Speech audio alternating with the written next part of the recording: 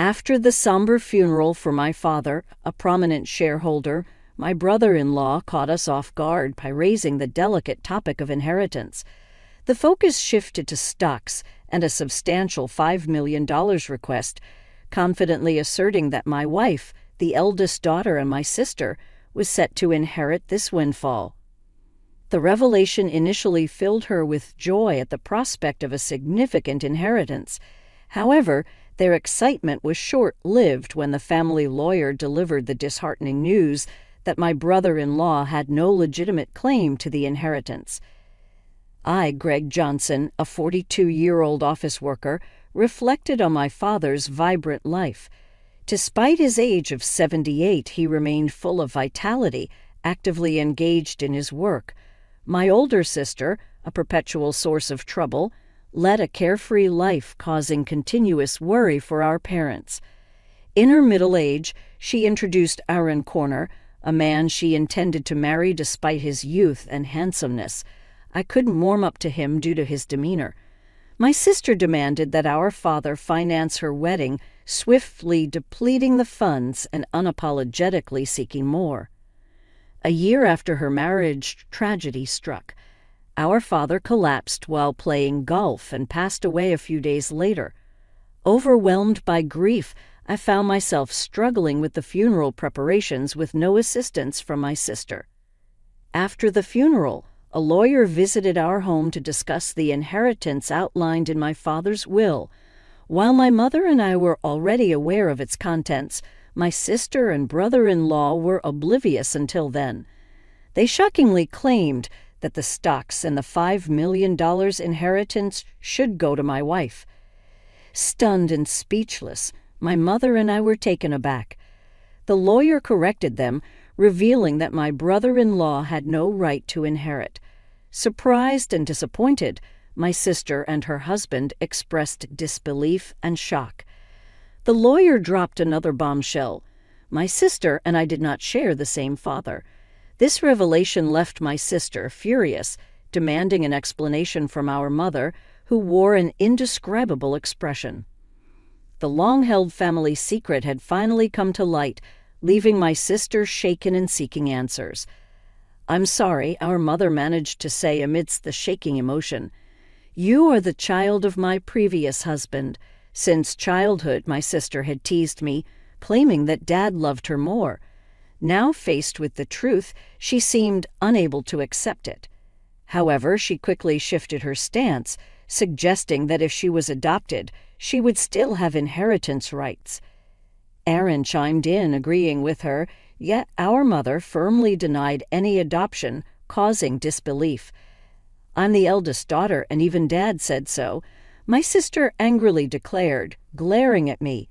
In response, I felt my anger intensifying as I countered my sister's insatiable desire for more, despite the considerable amount of money our dad had already given her. My brother-in-law chimed in, supporting her claim and stating that it's natural to spend money on one's daughter. However, the lawyer intervened, drawing attention to the questionable spending, including debt repayment, and suggested reviewing the will. My sister panicked, claiming ignorance about any will. It turned out that our father had wanted to discuss and decide the contents with the family, but she had skipped it for frivolous reasons. When the lawyer proposed reviewing the will, my sister and her husband reluctantly agreed. The will clearly stated the transfer of property to my mother and me, explaining why my sister was not adopted. Her mistreatment of me and reckless spending had disappointed our father. Realizing she had no right to the inheritance, my sister was visibly shocked, and her brother-in-law, who had initially supported her, suddenly changed his tune, accusing her of lying and abruptly leaving the room. In her anger, my sister blamed our mother for not asking to have her adopted, claiming it was unfair that only Mom received the inheritance. Frustrated, she cried and screamed, expressing her disappointment. Despite my sister's outrageous behavior, the lawyer remained calm, explaining that as the biological son, I had the right to receive it all. Before things escalated further, he warned that the police might need to be involved if the situation continued. My sister appeared startled by the mention of the police, given her history of repeated theft. As my mother spoke tearfully to her, she clicked her tongue and left the room. Half a year passed, and the inheritance proceedings were completed without issue, despite some grumbling from my sister and brother-in-law. They couldn't stand against the lawyer's efficiency. My mother gave my sister a small amount of money, but I had no intention of interfering. The frustrating part for our family was that the two had disappeared. Their blood and greed were so evident that even our relatives were lost for words. One day my wife suggested that my mother, daughter, and I go out to eat. Since my father's passing, our mother had been down but showed smiles when with her granddaughter.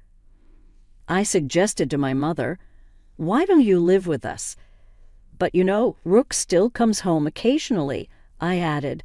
"Sis only comes around to beg for money, doesn't she? How long does she plan to keep this up?" The reason my mom defends my sister is that she is her blood-related child, and there might be concern that if we visit our family home, my sister might cause trouble again. Understanding that, I told her to take her time thinking about it and then drove my mom to our family home. Upon arrival, we encountered something unexpected. The lights were on in our supposedly empty home. It wasn't the time for the helper to come, so we were puzzled. I parked the car, suggesting, "Let's go up and have some coffee with Mother." We got out of the car and headed to the entrance, but the moment we approached the door, a car came rushing in. "Mom, watch out."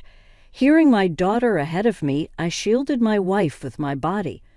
The car just grazed me, and I managed to dodge it, but I collided with a nearby flower bed, injuring myself badly.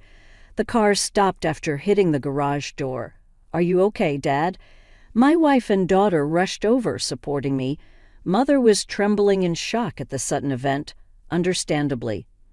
From that moment on, a day of turmoil began. I was taken to the hospital by ambulance and had to be hospitalized briefly. Later, I heard that Aaron Mourner, my brother-in-law, was driving the car. According to the police, he explained that he mistook the accelerator for the brake. However, I had my doubts about that story. Amidst all of this, my sister and mother visited me in the hospital. Mother left briefly to arrange flowers, and during that time my sister coldly looked at me and said, "You're only tough in body, huh?" with a slightly disappointed tone. I couldn't help but give her a smile. If I had died in the accident, Mom would inherit everything, right? "Messed up your plan," I said a bit sarcastically. My sister looked uneasy. "You planned this, didn't you?" When I asked, my sister looked away, and I added, "But I won't be accepting Mom's share, so it won't work out for you." My sister looked surprised at this. She probably thought I would naturally accept it. I have a wife and kids, so I'll pass the inheritance to them. It's not strange for the head of the family to think that way. Even so, I've made a will early, like Dad did, I explained. My sister was taken aback at this. "What? So that means—" "Yeah, unfortunately, my share of the inheritance won't go to Mom," I confirmed. My sister stared at me, then began to shake with anger. "There's $5 million, right? You could at least share a bit." When I immediately refused, my sister furiously grabbed my collar. "I'm your sister. We should split it." Whether it was the amount of the inheritance that drove her mad, she continued to scream in a very aggressive voice. I felt pity for my sister. "It's that greedy attitude that disappointed Dad? Don't you get it?" My sister's face turned even redder, and she grabbed my neck. "Bro, stop it." Mother, who had just returned, scolded her loudly. Then the nurses called by the nurses call button arrived and escorted my sister out of the room. The room mother seemed to want to protect my sister, but my sister had lashed out at her too. As she left, she asked, "Why did she turn out like this?"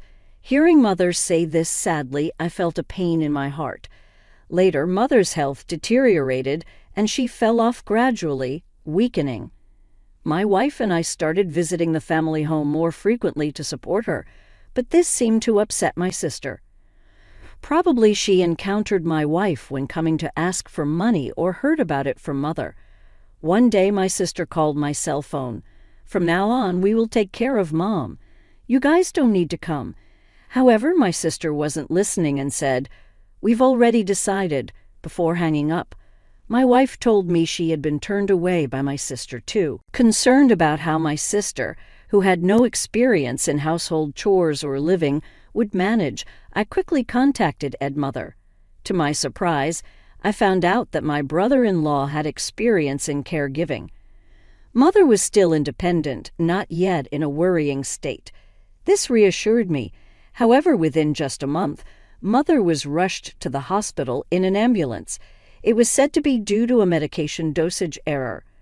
When we rushed to the hospital, Mother was shockingly weak. The doctors also seemed puzzled by her condition. I couldn't recall such a mistake ever happening before. Leaving my wife to care for Mother, I went to our family home, which was in a terrible state. Despite my mother's love for cooking, the usually well-stocked fridge was shockingly empty. Even the helper had been swiftly dismissed. Feeling ashamed of trusting my sister, even a little, anger surged within me. Checking the safe where valuables were kept, I discovered a large amount of money missing from Mother's passbook. The passbook with the inheritance was secure in a bank locker, but there was hardly any money left for living expenses. Returning to my mother, I explained the situation and revealed my sister's betrayal. Brooke did such a thing. Mother seemed unaware of the passbook issue and showed a shocked expression. "Mom, I don't think you should let them into that house. They claimed they would take care of you, but the state of that house was the worst, and you've gotten so frail. Haven't they been feeding you properly?" I spoke with concern. Hanging her head, Mother said, "Mom, let's live together. I'll build a new house, and we can live there together." Moved by my suggestion, Mother shed tears. However, her condition continued to worsen. Despite the doctor's best efforts, they, along with my sister, seemed to weigh heavily on her. Ultimately, Mother passed away without recovering. When I went to the family home for the funeral, all the valuable items had disappeared. It seemed that my sister and brother-in-law, in need of money, had taken them. Standing in the desolate place, I was overcome with anger. I had to find a way to make my sister take responsibility for Mother's sake, and as an atonement for what she had done. The day after Mother's funeral, my sister and I met at the lawyer's office to discuss the inheritance. But as her daughter, "I'm entitled to Mother's inheritance," my sister said with a sense of superiority that made me laugh involuntarily. She seemed to be under some misconception. "Let's open the will," I suggested. As the lawyer revealed the contents of the will, my sister turned pale. "You're joking. Why, bro, you're not entitled to any of the inheritance. This is in accordance with Dad's wishes." I explained. My brother-in-law started to get angry, but the lawyer had nothing else to say except repeat the same thing. "This must be a mistake. Bro is her child, isn't she?" My brother-in-law suddenly became furious, throwing things off the table. "Are you trying to trick us? We won't let you get away with this. Give us the inheritance now." My sister accused my brother-in-law of planning to kill Mother. He glared at me unpleasantly. "I wouldn't do such a thing," he said defensively. "Why did the medication error occur then?" I asked. My brother-in-law appeared annoyed. "I don't know anything about that. It's impossible that I can't inherit. You must have done something," he accused me. My sister was getting more agitated. "I'm even behind on my condo payments," she lamented. I was shocked she hadn't rushed to Mother's side after hearing of her death, because she was busy with such matters, hoping for the inheritance. "Really, there's nothing left," my sister pressed the lawyer. "That seems to be the case. Let me explain in detail," the lawyer explained. Ultimately, after deducting what my sister had withdrawn and sold, there was hardly anything left for her to inherit. My sister held her head in dismay. I had discussed this in advance with the lawyer. I found satisfaction with the outcome. "Stop joking. There can't be so little," my sister protested. My mother and I hadn't told my sister, but most of Mother's property had already been distributed to my children, her grandchildren. Therefore, there was already little left to inherit. However, my sister kept murmuring her dissatisfaction. I felt nothing but resentment towards my sister, who had lived off the money given by Father and now Mother, thinking she could rest easy knowing I would take care of her, but she just took her money. "You are a true disgrace to our parents." I raised my voice in frustration. "Caring for someone costs money, you know. Don't you understand?" I challenged her. "Then show me the receipt for what you spent on Mom's care. I'll cover any necessary expenses," I offered. My sister turned pale and was at a loss for words. "I threw those away. That's not good. Without receipts, it can't be proven as evidence," the lawyer intervened. During this, my brother-in-law tried to calm me down. "Greg, your sister is in a tough spot. Maybe you could help her out a bit as family." I refused. "I've been hurt by my sister for a long time. Frankly, I feel like it's karma," I admitted. "You're the only siblings, maybe just a little," he suggested, but I remained firm. I was filled with anger, and so was my brother-in-law, apparently. Dan, if that accident had worked out, Rook would have had the entire inheritance. What accident? Before I could ask, my brother-in-law started talking on his own. "Because of this, brother, things didn't go as planned. I was supposed to get a new car, but now there's barely enough money left even for repairs. My sister tried to stop him, but it was too late." "That's a pretty serious statement. You could be accused of fraud." The lawyer held a recorder, smirking at my sister and brother-in-law. "What the heck? Isn't that against the rules to do that? You agreed to our conversation being recorded at the beginning, didn't you?" Called out by his own words, my brother-in-law's face turned pale. To him, I had one thing to say: "Aaron, I will be pressing charges about that accident." "Don't joke. Where's the evidence?" My brother-in-law protested. "The evidence has just been provided by you," my sister cried, beginning to hit my brother-in-law. "You idiot. It's all your fault. Why did you say that?" Later, my brother-in-law faced legal consequences for his actions. Additionally, unresolved suspicions about his past emerged, requiring police involvement. For some time, my sister, as an accomplice, was said to face lesser charges. However, struggling with her condo payments, she was turned away by relatives when she asked for money. In contrast, I chose to work earnestly and not rely on inheritance. Now, receiving stock dividends has become a small pleasure in my life. In the aftermath of the legal proceedings, the rift between my sister and me widened. The family bonds that were already strained became nearly non-existent. Despite her attempts to seek support from relatives, my sister faced a cold shoulder, and her financial struggles continued. Meanwhile, I focused on building a stable and fulfilling life for my own family.